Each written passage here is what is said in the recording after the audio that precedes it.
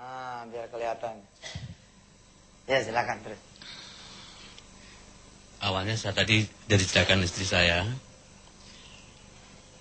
mendengarkan khotbah Ustadz Mansur di Masjid Atin. Kemudian saya coba ikuti apa yang telah disampaikan Ustadz Mansur. Alhamdulillah, istri saya ajak, dia mau. Keluarga saya, anak-anak saya terutama juga mau ikut bersedekah. Dan alhamdulillah ada hasilnya, Ustaz. Subhanallah. Dan yang paling saya inginkan tadi, Ustaz, mau sedekahkan mobil buat pesantren yatim piatu Ustaz Mansur. Subhanallah. Tapi belum ada ikhlas dari istri saya dan keluarga saya. Saya mohon doa kepada bapak-bapak dan ibu yang ada di sini dan pada pemirsa supaya istri saya dan keluarga saya ikhlas untuk mensedekahkan mobil yang sudah saya niatkan untuk pesantren Mansur. Saya pikir hanya itu, Mas. Ya, baik, terima kasih Pak Toto. Ya. Assalamualaikum warahmatullahi wabarakatuh. Waalaikumsalam warahmatullahi wabarakatuh. Silakan Ustaz. Iya, pemirsa yang dirahmati Allah, emang nih ilmu kita ini jangan kata orang yang kagak ngerti ya, orang yang nggak ngerti ini mah. Kan saya mah ustadz bodoh ya, ustadz kagak paham lah ilmunya, cetek bener nih, ilmu yang berdiri di atas keyakinan. Ini banyak juga ya, tidak sedikit ustadz-ustadz yang pada pinter itu emang kagak sepaham sama kita punya cara sedekah. Dan ini wajar-wajar saja gitu. Tapi memang saya cukup sedih gitu ya ketika kemudian ada banyak khotib Jumat gitu mengkritisi acara ini dari sisi konten. Contoh, kita pernah cerita tentang ada orang yang sedekah kasbon. Nah itu diomonginnya di sholat Jumat. Sholat Jumat kan satu event yang kita nggak bisa tanya jawab kan gitu. Dia cerita, masa maksain bener utang, maksain bener sedekah sampai ngutang-ngutang. Dan emang cara ini emang cara tidak lazim. Ketika kita nggak punya duit, tinggal sedikit, duit kita malah kita bagi sama orang. Mobil kita satu-satunya kayak Pak Toto gitu, emang juga siapa nggak bakal nerima gitu. Orang dekat Pak Toto sendiri, istri kan, alhamdulillah sih kalau saya lihat dari wajahnya, dari kalimatnya, ini tinggal nunggu waktu lah. Insya Allah dia bakalan ikhlas ya.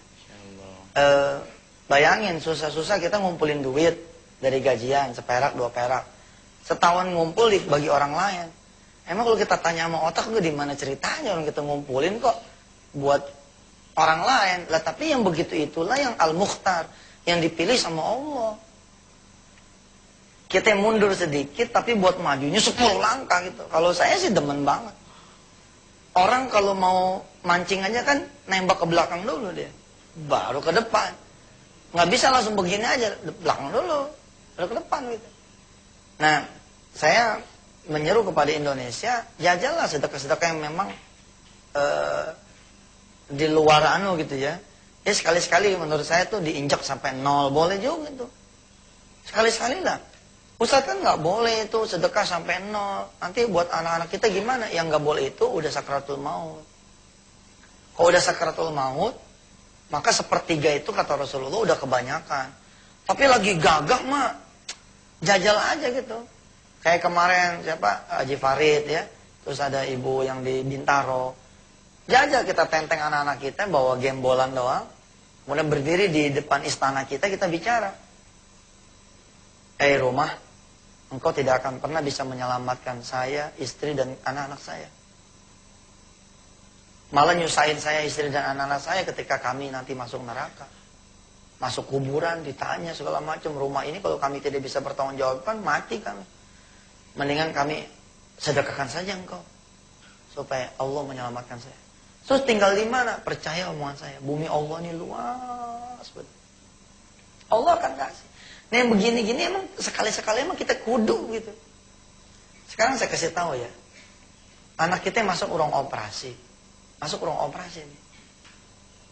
Terus dokter buka maskernya. Bicara sama kita, Pak, anak bapak mau tidak mau 1 kali 24 jam harus dioperasi, ya. Sambil nepak kita punya pundak. Dia nggak mau tahu tuh kita punya duit apa enggak. Mau nyari kemana duitnya, mau ngutang kemana. Dan memang kita sebagai bapak, sebagai ibu, pasti kita bela-belain. Ngutang-ngutang pun kita lakonin. Istilah orang Betawi mau kita jual kolor juga kita. Kenapa kalau petunjuk manusia kita redo berhutang? Buat Allah tuh kita nggak redo.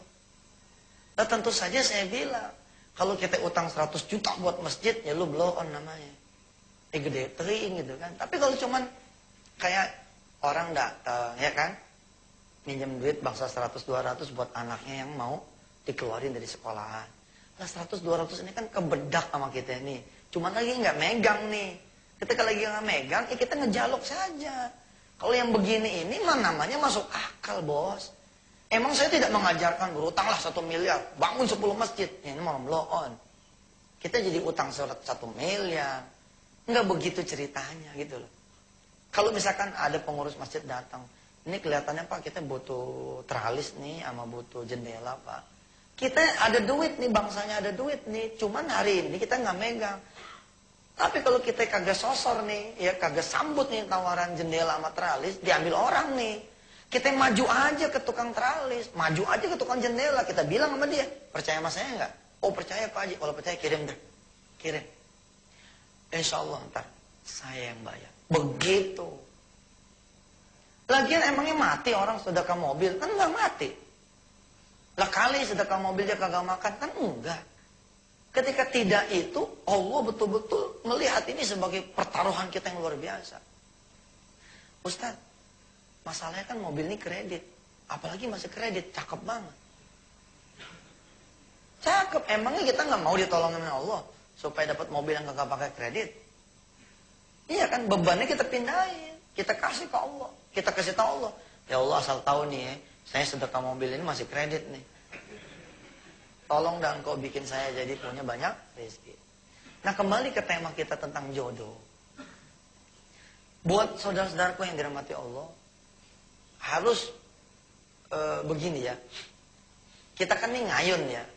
Kita bukan langsung hitung-hitungan sedekah kan. Kemarin kita belajar tentang pertaubatan, ya kan? Kenapa sih lantai ini basah?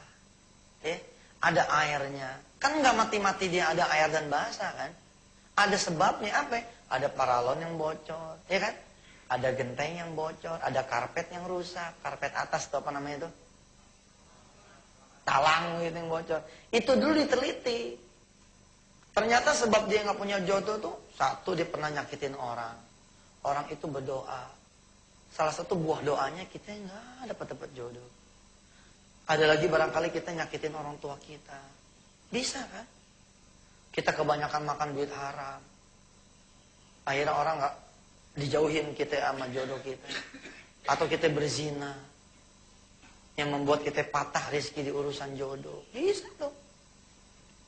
Ada orang yang demennya tuh setubuh sama yang bukan muhrimnya, yang bukan istrinya, bukan suaminya. Wah itu emang perkaranya panjang tuh. Kalau Allah kemudian cabut yang halal, wah nggak bakal ketemu itu yang halal. Nah setelah sebab-sebab seperti yang episode-episode sebelumnya diteliti, teliti juga sebab dari persoalan-persoalan yang wajibnya. Pak jangan salah ya. Kita orang kagak tahajud aja, itu urusan emang jadi berat. Salah satu urusan beratnya itu bisa jadi di urusan jodoh. Bisa. Nanti deh ya, besok coba kita bahas ya, urusannya apa tuh. Kita kagak tahajud, ya kita kagak sholat sunat, tapi kita kemudian tidak dapat jodoh. Iya.